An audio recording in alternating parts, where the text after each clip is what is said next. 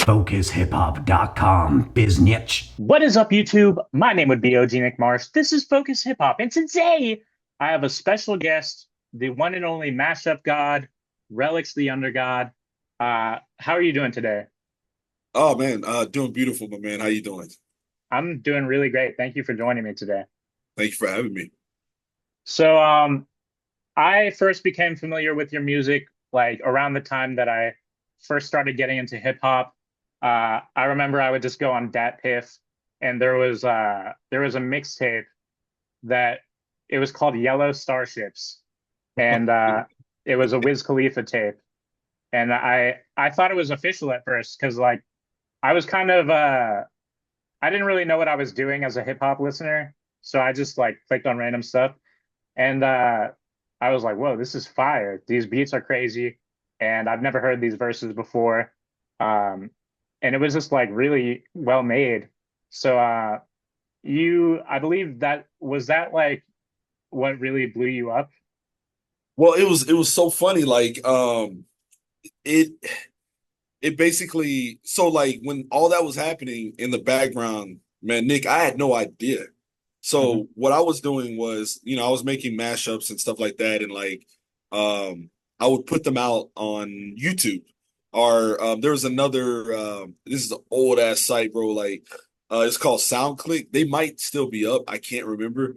But Hmm. I would use like SoundClick and then do like dead ass like it was back like MySpace, So I was utilizing those three platforms. So I would do the mashups and like I would once I got like a good amount of them, I would make a mixtape and then I'd put it out on those platforms. And then the next thing I knew, some of those songs would be put onto other mixtapes to fit with their, so like Yellow Starships was actually something that I had done on a mixtape called I think it was the We Don't Need No Education Relics Remixes Volume 7, I believe. Okay. And it was like a year or two later, it got put onto that along with some other stuff like from other mixtapes too. Hmm. And a buddy of mine actually told me about that. I had no idea. Like he sent me a link, was like, yo, is this you? And I was like, not that I'm aware of. These are some of my songs that I did. And it sounded good because like it all melted together. Like, and I was really like, wow, I was very surprised. Honestly, it just happened, Nick. I had no idea. I wasn't really promoting myself. Hmm. Somebody else, like a DJ, basically must have heard it and was just like, yo, this is dope. And they put it on theirs, and then it just kind of started getting, that's honestly kind of how I think that my name kind of started circulating. I think because I didn't do it myself. Okay. And how did you feel about someone just like taking your music and putting it on a tape? Honestly, especially at that age, I was like early 20s, so kind of, my ego was kind of still like very, very fragile. So at Hmm. that point, I kind of was a little angry, a little bit, just like, damn, like, yo, like, at least give me credit. Like, you know what I'm saying? Yeah. I didn't really have an official tag. So like the tag would just say like, oh, if only Underdog was here, or like, this is when I was going by Relix the Underdog, or Yeah. it would just say Underdog, but did anybody know who that was? And like that would kind of bother me just because I was like, I didn't want people to think that, you know, these mixtapes were something that whoever put out the mixtape was the one that was responsible for the production. That Right. bothered me. But there was another side of like free promotion where I was like, okay, maybe I can like eat off of this. You know what I'm saying? Like maybe I could build Hmm. off of this. So it was kind of like it was a battle constantly between like, damn, should I be pissed at this DJ? Because like, Yeah. damn, they're kind of just taking my shit and rolling with it and getting these views, right? Yeah. Or should I just say, yo, free promotion? So it was, yeah, man, it was a constant battle, bro. Yeah. Yeah, I don't know how I would feel about that if someone did that to me. But It that's happened a lot, interesting. man. Okay. Yeah, that's kind of unfortunate, but at the same time I can see how it would be beneficial. So I guess wins and losses, you know. That's true. So That's true. what would you say is your most popular mashup? Um, the most popular one, which never thought that it would reach the amount of popularity that it had and continues to have to this day, is the Wiz Khalifa and Drake Purple Flowers. Right. Okay. Not my favorite mashup at all. Mhm. Not even in my top 50. Okay. I literally remember making that and I made it within like 15 minutes. I put no thought into it. Mhm. And so that was like really weird to me that all of a sudden, you know, I'm getting screenshots from buddies or whatnot, or like people it's like, yo, bro, like your joint's got like 600 million views on YouTube, or or one, just on one channel where like other people uploaded the song or whatever. It's just all over the place, right? And nobody Yeah. knew really the story behind it. Um, I would have to say that would be my most, that's the most popular one, says, Society. Okay. So you said it's not your favorite. Do you have a favorite? Um, Favorite mashup that I've done. I want to say, let's see, that's a good question. Um,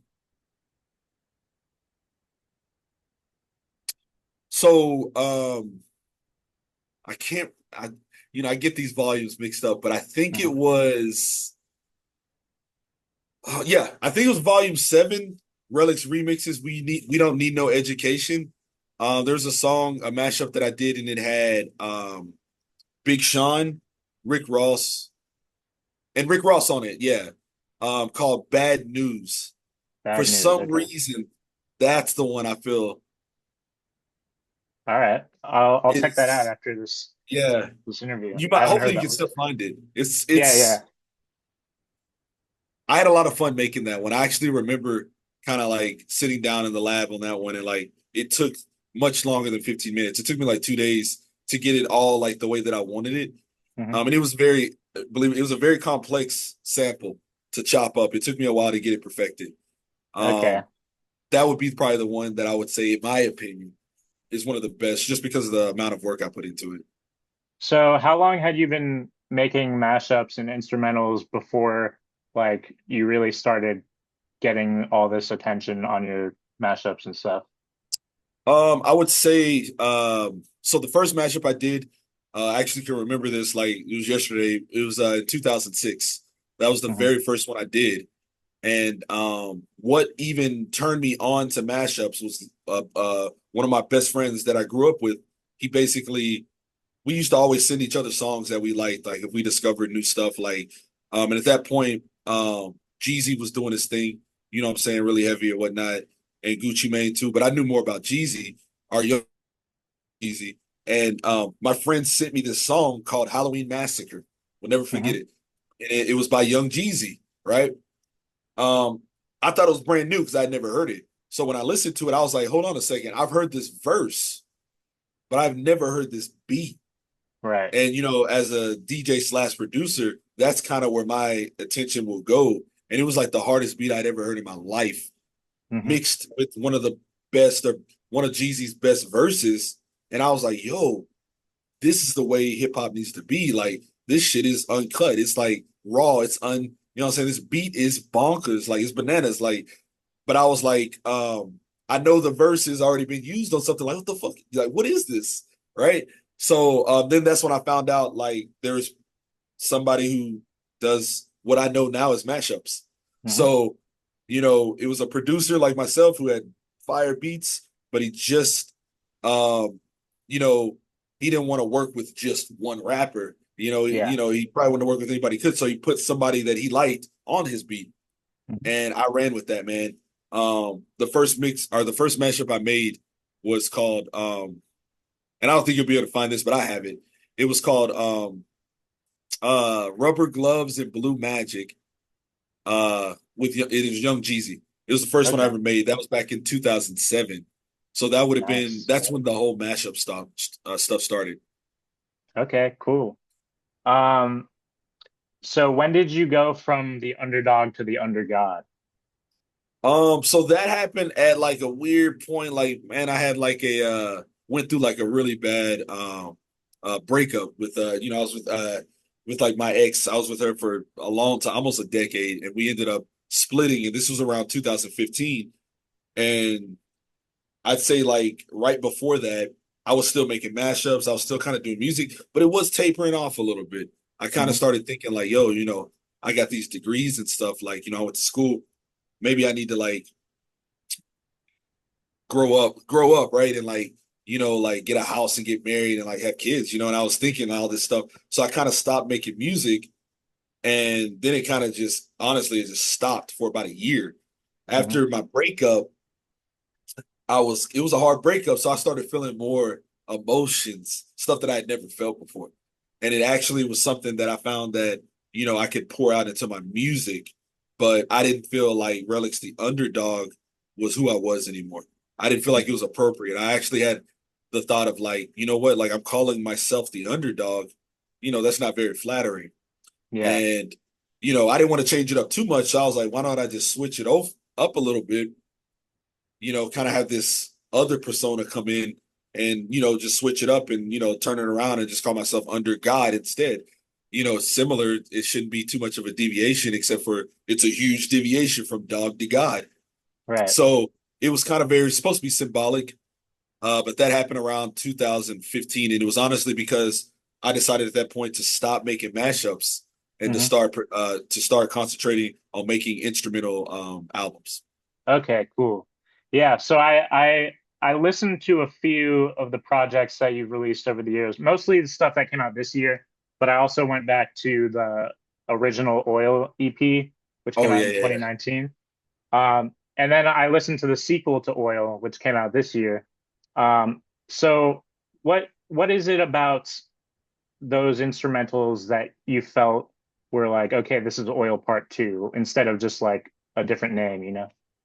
So it's that one's pretty funny. So when I first made the first Oil um EP or like album, I guess, it was literally just kind of like a flyby project. A I make so many beats and stuff like that. A lot of them I don't release. They kind of just Hmm. stay on my computer so I can come back to them later and Hmm. review and decide like, hey, is this like dope enough to release and master, blah blah blah. So I had like I guess it was like 5 or 6 beats that kind of were in this folder, like vault that I had made, but I hadn't done anything with. They're kind of just sitting there. So I literally had watched a movie, which I had seen this movie before, but I had rewatched There Will Be Blood with Daniel Day-Lewis, which is like one of my favorite movies. Hmm. And little tidbit about me, movies actually inspire me a lot when it comes to my production. Like I will see a movie and it actually will encourage me or motivate me to go into the studio and make a beat. It's the weirdest thing, but that's kind of what happened with that. So I kind of decided like, oh, you know what? I'm just gonna make a mixtape and call it Oil. It just sounds cool. And Right. then I was like, well, I don't really have. It's gonna take me a while to do this because I was working on another project. But I was like, you know what? I have these 6 beats that are in this vault that I've never used that are kind of like grimy sounding, blah blah blah. I'll just put it to that. So it's literally that simple. I just took those 6 and just released that EP like the next day with those beats. Didn't really put too much focus into it except for the first beat Hmm. to try to introduce the whole oil, thing. But for me, it was just kind of like oil's something natural that comes from the ground, blah blah blah. It's something that's coveted and people um have searched for it, died for it, and have made millions of dollars off of. So I kind of like it was once again another kind of like semi-symbolic project that I kind of just had some extra beats and I was like, fuck it, like nobody's gonna know my intentions are, and I just kind of threw a title on them. Hmm. Didn't put a lot of thought into Oil, but Oil 2 was a little bit more thought provoking because I live in the desert. So like I live in Arizona and I moved here about half a year ago. Hmm. Um, because there's always been something about the desert that has drawn me, even though I'd never been. Living in the desert, there's always been something about it that drew me. And so coming out here and actually being in environments where there are oil wells, and like there's like nothing out here, or in certain areas it's like desertous and it's super quiet and it's chill and it's like it's hot obviously and it can be dangerous, whatever. I decided like, hey, this is a better environment for me to actually say like oil, you know what I mean? And like kind of like um take take what's kind of like around me right now and actually sit down and make beats, in Arizona, in Phoenix, with these surroundings, like Right. literally going to the desert and making beats and stuff like that. And then I was like, you know what, this one, I'll just call it Oil 2. And this is like the real deal. That's even a real picture that I took like for the cover. Like everything was very much was done in the desert. So that Okay. was kind of like, that was kind of how Oil 2 came about. And I thought it would be cool to do it exactly 5 years later. And I'm glad you picked up on that. That was exactly 5 years later from the Yeah. original one. Yeah. Yeah. So you mentioned you're very inspired by movies. Um, I had actually never seen There Will Be Blood until maybe like I guess at this point it was 2 years ago. It's been a while, Um, man. but I just gotta reference this for my friends. I've abandoned my child. Yo, that is a dope line, man. I kind of, if I had a kid, like, I know it sounds sick, but I would put that shit. It'd be one of my intros. I just don't have any perspective on it. Oh, Yeah, but that, just that whole, the dialogue, the mood, the music, everything yeah. in that movie. Um, I've used it, I've referenced it before in a mixtape. Mhm. There would be Bloody Relics Productions, Oh which is another yeah. mixtape. That was in 2010. That's Purple Flowers was on that one actually, Okay. originally. That's one of my best mixtapes. And it Nice. basically, once again, watching a movie encouraged me and motivated me to make a project of my own, but have it surround, musical instead. Yeah, yeah, yeah. Big time. Okay. Yeah. And you include a lot of like clips of dialogue in your music. Do most of those come from films? Oh yeah, films, television. I've even had some that are like real, like where it's like a voicemail that I've gotten or whatever. Yeah, my Um, favorite is the Mel Gibson one on Digging Me. Oh yeah, yeah, yeah. That one was something that I wanted to do for years, man. But I was like, yo, like, am I bold enough to really do that? And like, man, I'm at the I don't give a fuck stage. Like, as Hmm. far as especially with music, like, it's a way that it's kind of it's the way I kind of tell my story without me opening up my own mouth at all. So when you hear those clips and like stuff like that, when I use stuff like that, it means more than just me throwing it in there. It's kind of like it's somebody else speaking for me, but it's not supposed to be taken literal at all. Hmm. It's actually in that instance, it was supposed to be humorous. Right, right, right. Depending on your sense of humor, right? But I kind of wrestled with that using that one, man. I've been wanting to use that for years. And the original one that was in the original beat was censored. Mm, And I sent it over to my brother, who is like usually the first person that I send a song over when I make it mhm. to get his opinion. And he was just like, man, I like the song. He's like, man, I just wish it wasn't like bleeped out and stuff. And I was like, damn, shall I? And I was like, man, okay. So like I went and like took out the bleeps. I was like, here we go. And like I kind of was just like, damn, could this be something that follows me in a negative way maybe one day? I kind of just had that thought. But then again, I was like, I'm not the one saying it. It's Mel Yeah, Gibson saying it. yeah. You know what I'm saying? And I'm the song Don't is get mad at supposed to me. be Get ironic. mad at Mel Gibson. Yeah, exactly. Like it'll just bring up more anger towards him. Hopefully, Yeah, I'm not like on board with what he said at all. Like it's supposed to be ironic. right, So right. a lot of the stuff that I do is supposed to be ironic, and I don't think a lot of people pick that up. But yeah. So yeah, that one was pretty. That was one that I definitely struggled like with. One of the vocals I struggled with because a lot of my vocals are very um they're definitely not work friendly or they're very they can be very complex and difficult for people to understand and take. They're very Provocative. uncut and provocative. That's the word I'm looking for. Yeah, Thank you. Yeah, that's it. Yeah. yeah. Well, I think it had the desired effect, at least on me, because I was like, whoa, that's hilarious. I It thought was it it was was a bold move. I appreciated it. hey, no problem, man. That's the new wave, man. I'm like, I'm Yeah. just throwing it all in, man. Whatever. Uh-huh. And so I saw on the like Apple Music release page for I don't know if it's every single release, but most of the releases they're under Done for the Night Records. Is that your record label?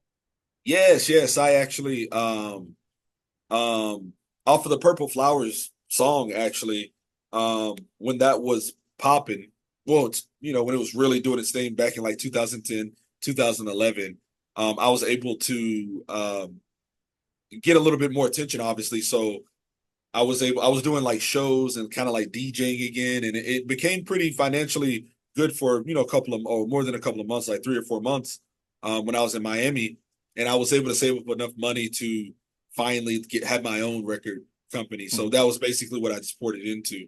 Um, I opened that up in like 2000, I want to say 2011. So that Mhm. way I could start just releasing these instrumental albums and like getting on, starting to basically, I wanted to build something that would be here when I'm gone. That way people can still find my music and stuff like that, and I'm not, if I'm not here to put it out, it'll always be available for those who want it type thing. So I thought it was really important to kind of get an LLC going. And also, just in case it pops off and, money, and I, starts coming in or whatever, I Yeah. have like a foundation to kind of stand on and say, hey, this is mine. Not saying I, own the sample, but this is my record company. This is the way I want to run it. Right. Or, just kind of get that started from the bat here. That was kind of the idea behind that one. But yeah, everything that I've done, especially the instrumentals, they've all been released under Done for the Night Okay. Records. Cool. So your last release was the Birds single. Um, did you get a chance to read my review? I just published it today. Yeah, I did. I did. I saw the one on your Patreon, and I actually watched the video that you did for the others as well Oh, okay, cool. Cool. to Oh, get so prepared. that was you who subscribed to my Patreon. Okay, Yeah, yeah. yeah, yeah, of course, man. Okay, cool. Thank you for the support. Yeah, No, but thank you for your support. You kidding me? Yeah, it's the least I could do. You got a lot of good stuff on there. I thought I should check it out. thank you, thank you. Yeah, that's awesome. So so what's next after the Bird single? So I actually dropped a new song yesterday. It's just that like when I dropped it, it got stuck in processing. So like it actually didn't publish until maybe about 4 hours ago. Okay. It's called Dutch. It's something that I made just yesterday, actually.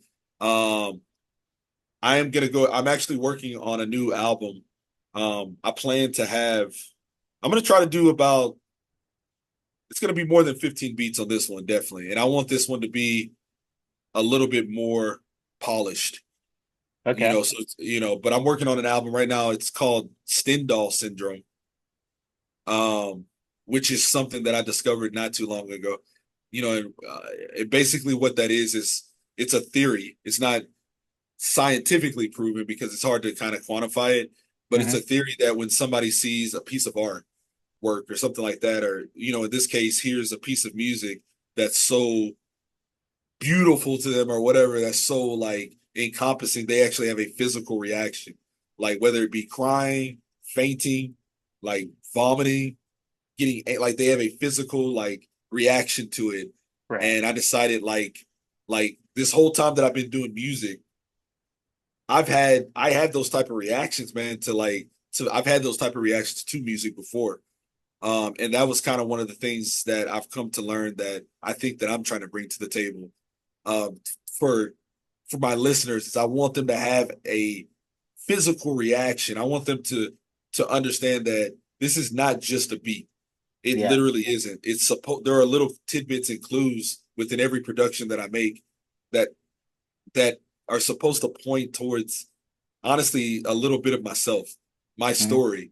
Um, but it's something, it's just super, I mean, they're in there, but you have to really listen to it from outside of the scope of like, damn, I'm just listening to a beat. But that's Yeah. hard. That's something that's very hard to promote. Hmm. Um, but so I'm working on that project, Stendhal Syndrome, and I'm hoping that this will be the one that I can kind of push and let it be more of a journey, for my listeners. I'm really hoping to do that with this one. So that's the next thing I'm kind of working on, and kind of deciding whether or not I would like to pursue doing like live performances is something that I've considered. Like beat Um, sets. like doing beat sets, it's something that I know it's niche. Hmm. And I don't think a lot of people do it, especially where I'm at. So there Yeah. may not be a market for it, but I've been rolling around in my head. Should I contact, some people and say, hey, look, this is what I do. Here's my Spotify. This is what I could do, and like start building productions and beats live. Yeah, that would be sick.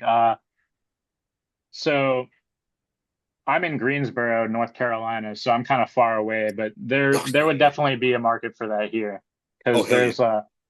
there's this thing I go to called Beats Bats where it's basically just a showcase of different producers doing DJ sets, and it's really cool.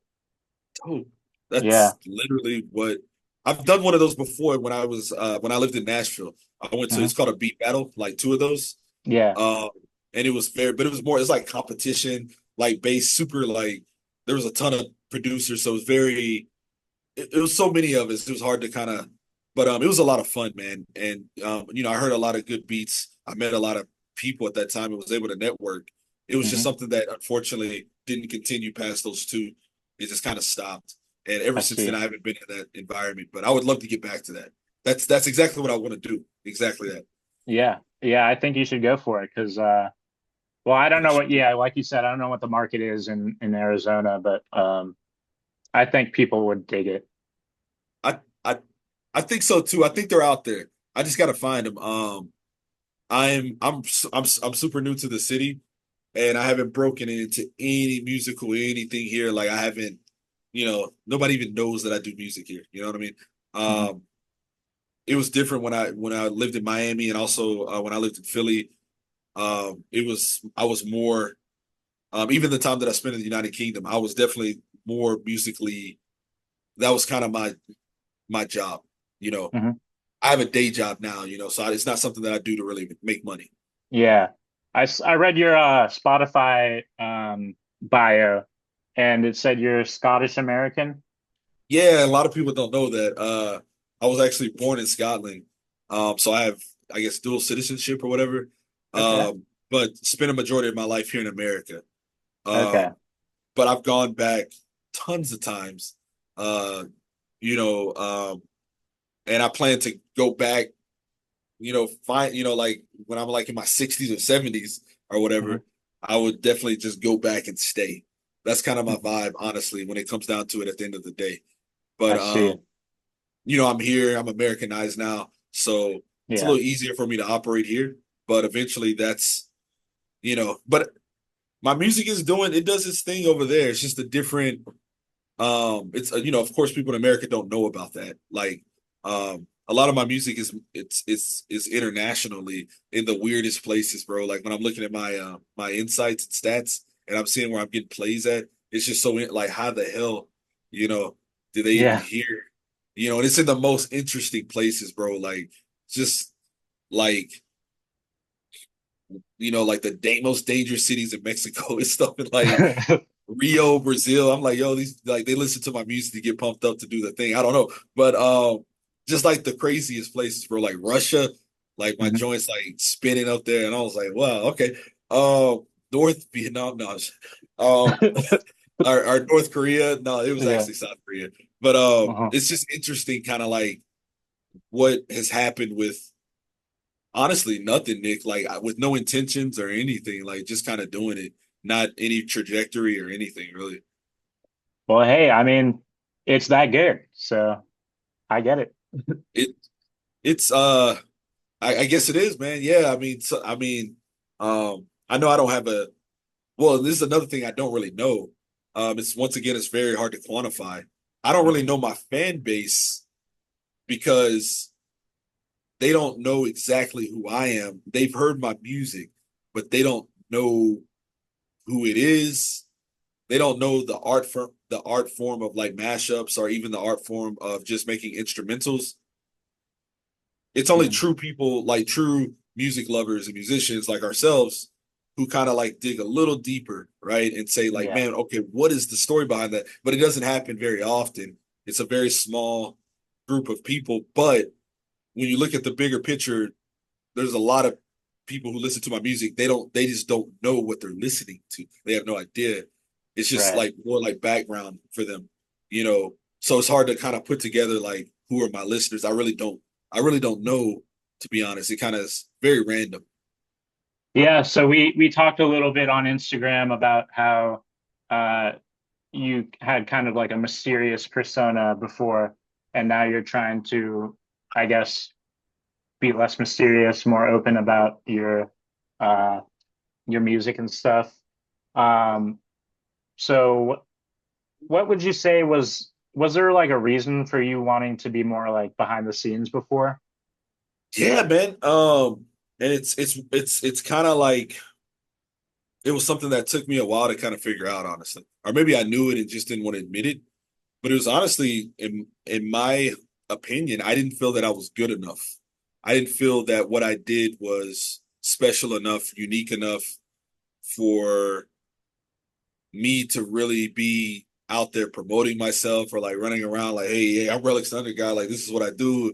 Like, hey, do you want to? I literally my number one fear was criticism, or people not liking what I did because for me when I make a beat, it's like a vulnerability. It's literally a piece of myself that I'm letting others people see that I've kind of kept in myself and like I've kind of figured out a way to put it out, instrumentally or musically.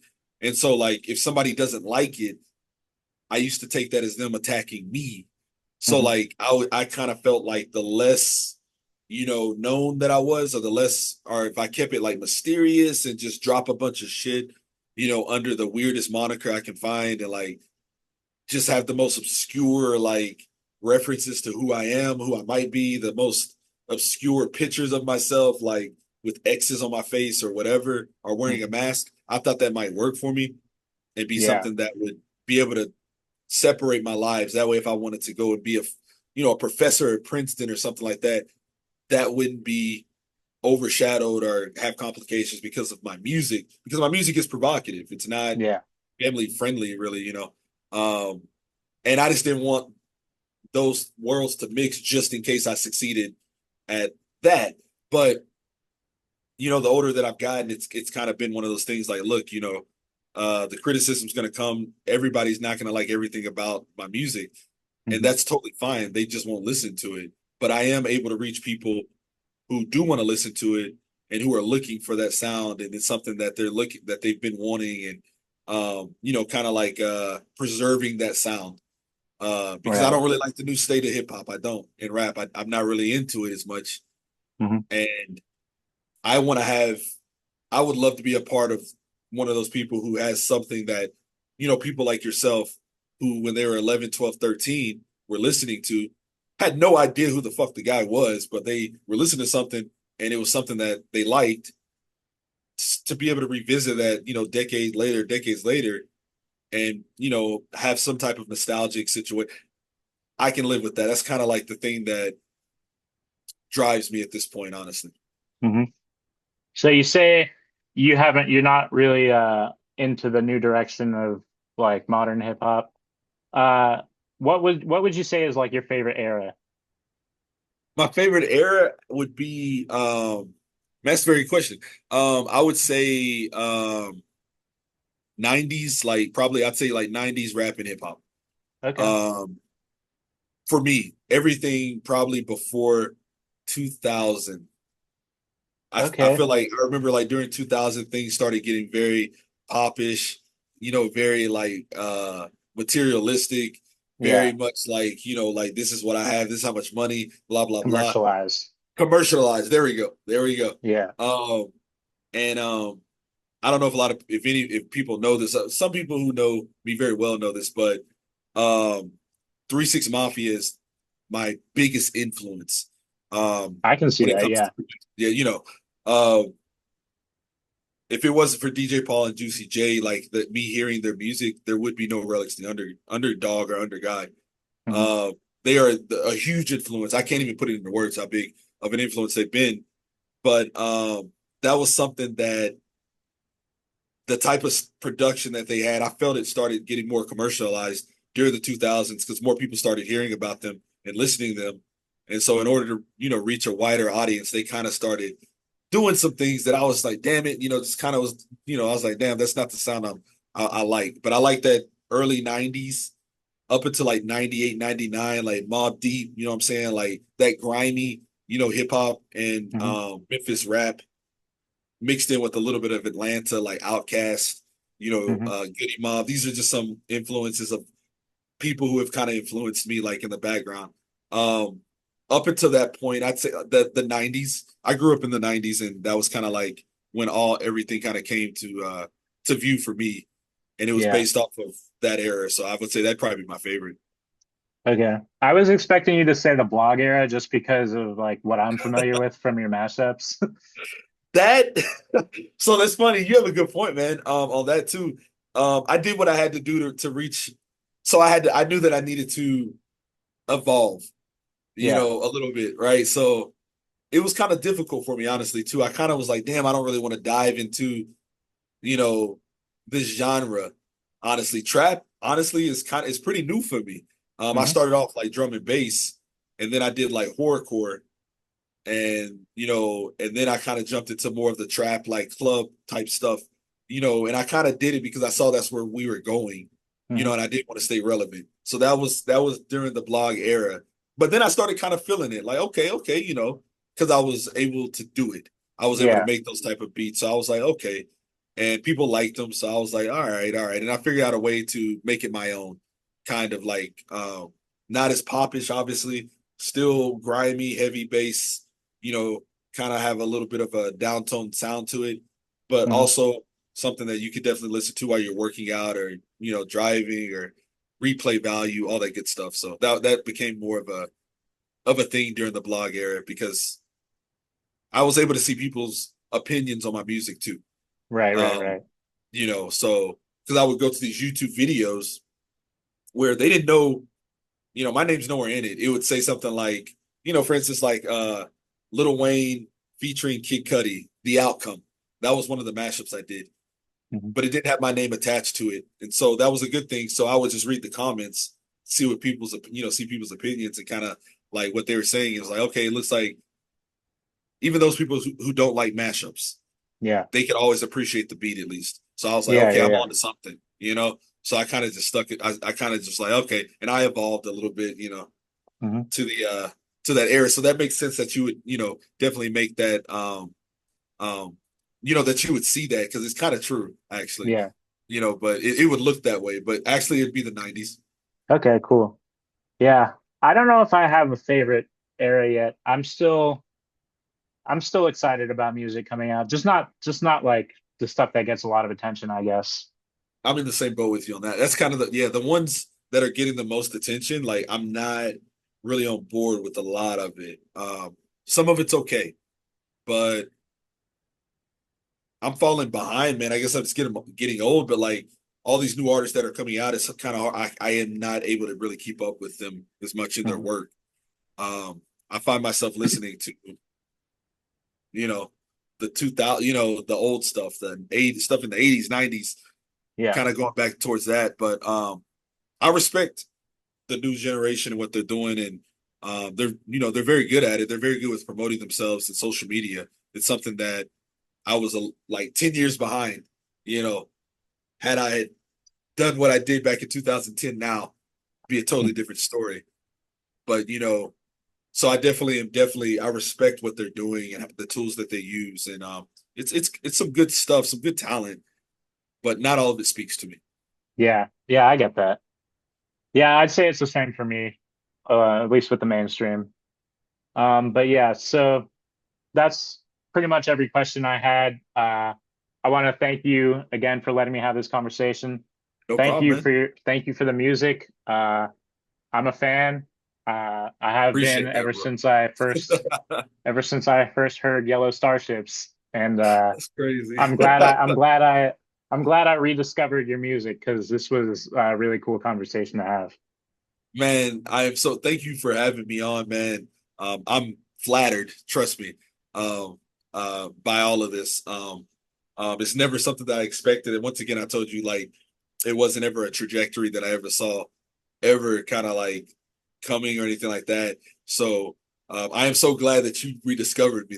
That to me, when I go on YouTube and I see those comments of people saying like, "Wow, I'm back here 12 years later," or "Hey, I'm back here 10 years later," and like I still love this song. Yeah. Or man, one guy was like, "Yo, I was 5 years old when I heard this," and I was like, "What the Damn. like? How do you remember that shit?" Like, right? And Yeah. he's like, that it made me who I am. Like, yo, that's like, I'm like, what? Because that was not something that I ever thought about when I made that mashup. Hmm. So, fans like you, the true fans who actually do their research and they take the time to listen to what it is I'm doing and kind of try to. I love the dissection of it too, like kind of try to figure out like why the hell, like what are the whats, why does he do this? That's what keeps me going, bro. That's I'll be making beats until I'm dead 6 feet under, bro. Nice. I will be buried with my keyboard, bro. Like it's I'm not gonna stop. I've thought about it before, but it's not gonna happen. Yeah. That's awesome. I'm glad to hear that. Well, Good. yeah, that's it. Thank you Cool, for cool. watching. Legalize it, don't demonize it. Stay keefy, my brothers and sisters. And as always, peace out. Oh man. It's totally surreal.